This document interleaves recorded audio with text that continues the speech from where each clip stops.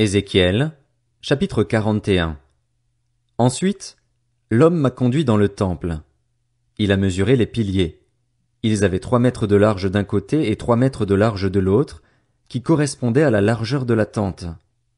La largeur de l'ouverture faisait 5 mètres.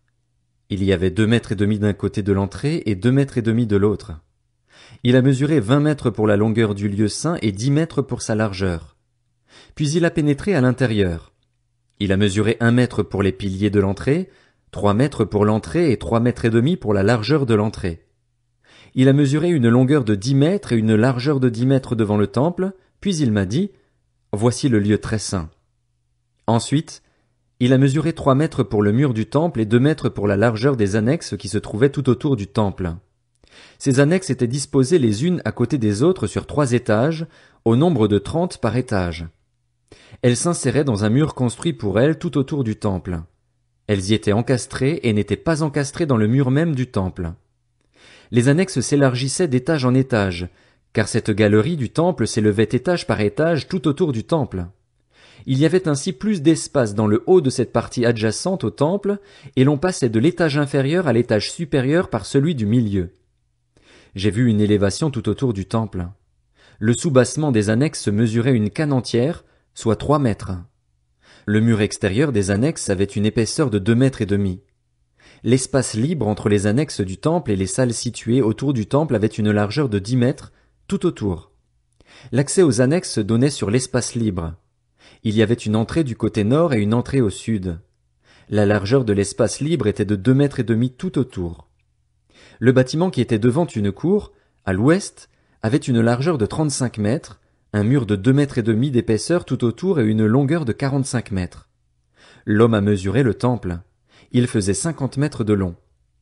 La cour, le bâtiment et ses murs avaient une longueur de 50 mètres. La largeur de la façade du temple et de la cour, à l'est, était de 50 mètres. Il a mesuré la longueur du bâtiment devant la cour, à l'arrière, et ses galeries de chaque côté. Il y avait 50 mètres. L'intérieur du temple, le vestibule qui donnait sur le parvis, les seuils, les fenêtres grillagées, les galeries du pourtour sur leurs 3 étages, face au seuil, tout cela était recouvert de bois tout autour, depuis le sol jusqu'aux fenêtres, qui étaient elles-mêmes recouvertes. Au-dessus de l'entrée et jusqu'au fond du temple, de même qu'à l'extérieur, tant à l'intérieur qu'à l'extérieur de tout le mur, à intervalles réguliers, on avait sculpté des chérubins et des branches de palmier. Il y avait une branche de palmier entre 2 chérubins. Chaque chérubin avait 2 visages. Un visage d'homme tourné d'un côté vers la branche de palmier, et une face de lion tournée de l'autre côté vers l'autre branche de palmier. C'était comme cela tout autour du temple. Depuis le sol jusqu'au-dessus de l'entrée, il y avait des chérubins et des branches de palmier sculptées sur le mur du temple. L'encadrement des portes du lieu saint était carré, et le devant du lieu très saint avait le même aspect.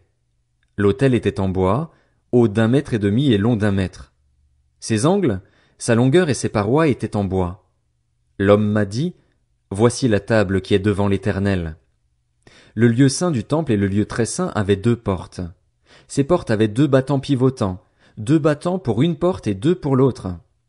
Des chérubins et des branches de palmier étaient sculptés sur les portes du temple, comme c'était le cas sur les murs. Il y avait un auvent en bois sur le devant du vestibule, à l'extérieur. Sur les côtés du vestibule, il y avait des fenêtres grillagées et des branches de palmier sculptées de part et d'autre, ainsi que sur les annexes du temple et sur les auvents. Ézéchiel, chapitre 42. Puis l'homme m'a fait sortir vers le parvis extérieur, du côté nord. Il m'a conduit aux salles qui étaient vis-à-vis de la cour et vis-à-vis du bâtiment, au nord. La façade du bâtiment qui se trouvait du côté de l'entrée nord avait une longueur de 50 mètres, et sa largeur était de 25 mètres. Elle était parallèle aux 10 mètres du parvis intérieur et au dallage du parvis extérieur. Le bâtiment contenait des galeries superposées sur 3 étages. Devant les salles, il y avait une allée large de 5 mètres vers la cour intérieure et un passage de 50 centimètres. Leurs entrées donnaient au nord. Les salles supérieures étaient plus étroites que les inférieures et que celles du milieu du bâtiment, parce que les galeries leur enlevaient de la place. Ces salles étaient disposées sur 3 étages, mais il n'y avait pas de colonnes pareilles aux colonnes des parvis. C'est pourquoi, à partir du sol, les chambres du haut étaient en retrait par rapport à celles du bas et du milieu. La cloison tournée vers l'extérieur qui jouxtait les salles du côté du parvis extérieur devant les salles, avait 25 mètres de long. En effet, la longueur des salles du côté du parvis extérieur faisait 25 mètres, tandis que la façade du côté du temple faisait 50 mètres. Au bas de ces salles se trouvait une entrée située à l'est, par laquelle on entrait en venant du parvis extérieur. Il y avait encore des salles sur la largeur du mur du parvis, du côté est, vis-à-vis de la cour et vis-à-vis de l'enceinte. Devant elles, il y avait une allée, comme devant les salles qui étaient du côté nord. La longueur et la largeur étaient les mêmes, leurs issues, leurs dispositions et leurs entrées étaient semblables. Il en allait de même pour les entrées des salles du côté sud. Il y avait une entrée devant le passage qui se trouvait droit devant le mur à l'est, par où l'on entrait. Il m'a dit, les salles du nord et les salles du sud qui sont devant la cour, ce sont les salles saintes où les prêtres qui s'approchent de l'Éternel mangeront les choses très saintes. Ils y déposeront les offrandes très saintes, les offrandes végétales, les sacrifices d'expiation et les sacrifices de culpabilité, car c'est un endroit saint.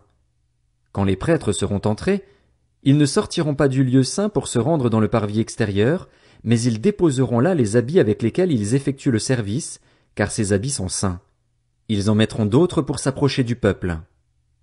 Après avoir fini de mesurer l'intérieur du temple, l'homme m'a conduit dehors par l'entrée qui était du côté est, puis il a mesuré tout le pourtour. Il a mesuré le côté est avec la canne à mesurer. Il y avait 1,5 kilomètre au total. Il a mesuré le côté nord avec la canne à mesurer. Il y avait 1,5 kilomètre au total.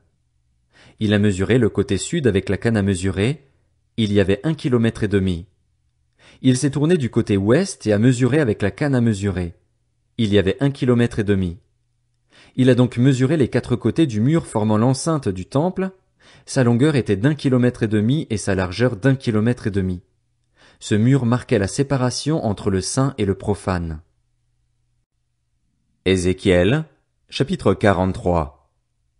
Il m'a conduit à l'entrée, à celle qui était orientée à l'est. J'ai vu la gloire du Dieu d'Israël venir depuis l'est. Sa voix était pareille au bruit des grandes eaux et la terre resplendissait de sa gloire. Cette apparition était semblable à celle que j'avais vue lorsque j'étais venu pour détruire la ville. Elle ressemblait à la vision que j'avais eue près du fleuve Kébar. Alors je suis tombé le visage contre terre. La gloire de l'Éternel a pénétré dans le temple en passant par l'entrée qui est orientée à l'est. L'Esprit m'a alors enlevé et m'a conduit dans le parvis intérieur. J'ai vu que la gloire de l'Éternel remplissait le temple. J'ai entendu quelqu'un me parler depuis le temple, tandis que l'homme se tenait près de moi. Il m'a dit, « Fils de l'homme, voici l'emplacement de mon trône, l'endroit où je poserai la plante de mes pieds. C'est là que j'habiterai pour toujours au milieu des Israélites. La communauté d'Israël et ses rois ne porteront plus atteinte à la pureté de mon saint nom par leur prostitution et par les cadavres de leurs rois sur leurs hauts lieux. Ils mettaient leur seuil près de mon seuil, les montants de leurs portes près des montants de mes portes, de sorte qu'il n'y avait plus qu'un mur entre moi et eux. Ils ont ainsi porté atteinte à la pureté de mon saint nom par les pratiques abominables auxquelles ils se sont adonnés. C'est pourquoi je les ai dévorés dans ma colère.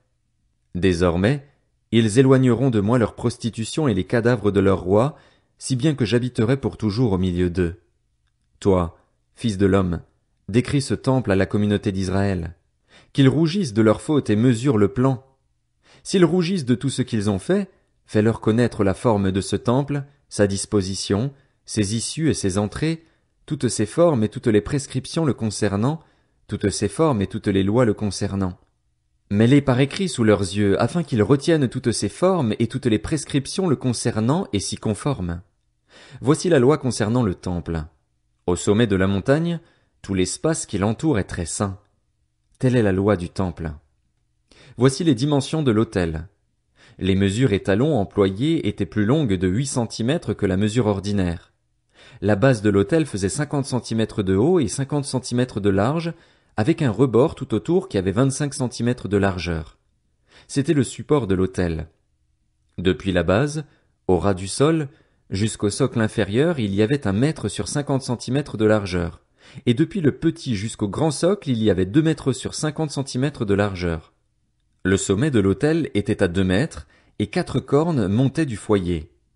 Le foyer faisait 6 mètres de long, 6 mètres de large, et formait un carré par ses 4 côtés.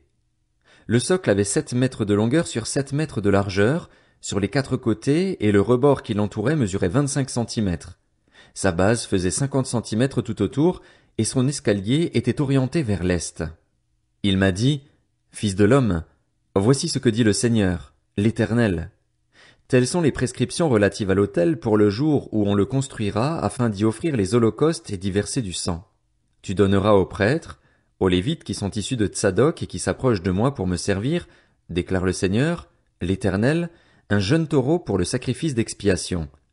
Tu prendras de son sang et tu en mettras sur les 4 cornes de l'autel, sur les 4 angles du socle et sur le rebord qui l'entoure.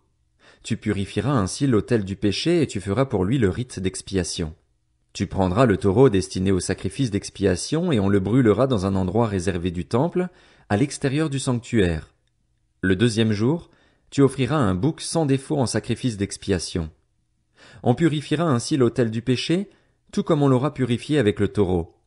Quand tu auras fini de le purifier du péché, tu offriras un jeune taureau sans défaut et un bélier du troupeau sans défaut. Tu les présenteras devant l'Éternel. Les prêtres jetteront du sel sur eux et les offriront en holocauste à l'Éternel. Pendant 7 jours, tu offriras chaque jour un bouc en sacrifice d'expiation. On sacrifiera aussi un jeune taureau et un bélier du troupeau, tous les 2 sans défaut. Pendant 7 jours, on fera le rite d'expiation et la purification de l'autel. C'est ainsi qu'on le mettra en fonction. Lorsqu'on arrivera au bout de cette période, dès le 8e jour et après, les prêtres offriront vos holocaustes et vos sacrifices de communion sur l'autel, et je vous serai favorable, déclare le Seigneur, l'Éternel.